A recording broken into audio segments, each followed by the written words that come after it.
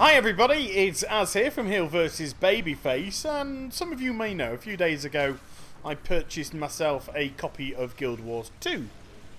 And at the moment on the live servers, I believe I am level 27 so far. And I can't quite believe what I've done in those 27 levels. I've fought Ice Elementals en masse. I've fallen in battle only to scrap on the floor for my right to get back up again, like that. I love the way I dragged him down, by the way. I've then turned into the healer themselves and helped fallen comrades in the heat of the enemy, which we're trying to vanquish, and in this case it's some Centaurian beast. I've marvelled at some quite breathtaking landscapes, and probably most surreally, I have disguised myself as a cow and managed to fight off a pack of wolves attacking my area. This really reminds me of Top Secret with Val Kilmer. Remember that? So what am I actually going to show you in today's vid? Well, I'm going to show you an event, which is what we're in right at this moment in time. And I'm going to give you my first impressions of the game. And there is a big elephant in the room, isn't there? And the big elephant is this going to be a WoW killer? I just know that there are going to be so many people kind of waiting for the WoW versus Guild Wars 2 comparisons. Well, I'll just answer this straight off the bat. I think only one game is ever going to defeat WoW, and that's WoW itself. They will be the architect of their own downfall. Missing Pandaria might contribute quite happily to that. But, you know, I don't think in this day and age any company is going to produce a game which is going to take the amount of subscribers that WoW has off of it. So I don't think there's ever going to be any fear of that. It's just whether or not World of Warcraft can manage to justify having a very high subscription fee. And, you know, I could debate that point for a long time.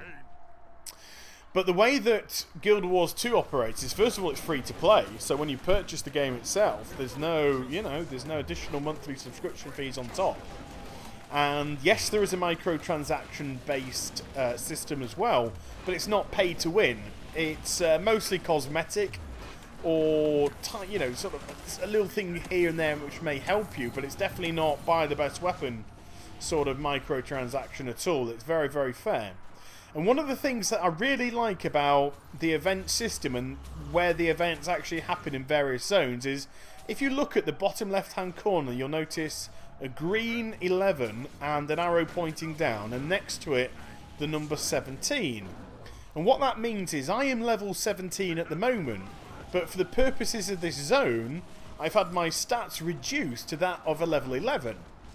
I still maintain all my abilities which I had at 17, which admittedly isn't a huge amount at this moment in time. Yeah. But, you know, for the purposes of this event itself, I can't therefore overpower it. And it also allows you to come back to an event that you've enjoyed. I mean, I've probably done this event 4 or 5 times now, in the course of, you know, a few hours play, because I did enjoy this event. I thought it was really good fun to do, and I can't then turn up at level 27 and smash the boss down in 15 seconds, because that would ruin everyone else's fun who's managed to group together to enjoy it. So I like that a lot. I like the way that they've taken that into consideration. When you do PvP as well, very interesting indeed. It just zaps you up to level 80, and you have all the gear and all the abilities. You have everything, and then you just go one-on-one, not one-on-one, but you go, group on group like that. Sorry to interject there, but I just thought that was very good indeed. If I'm to compare events, I would probably compare them more to a game like Rift, where you could be in a zone and then a random rift would open up. And depending on how many people got involved in the event itself, because you're against the clock in Rift, so to speak, you do things in stages. And it's no different here. We first of all escorted some guy across the Lake of Ice to that Dragon Totem. We then got graded based on our performance. You sort of got to get a gold, silver, or bronze reward. There you go. This is for this section. That's a bronze reward, I believe. And then we got on to the next section, was to destroy the Dragon Totem. Again, rewarded us.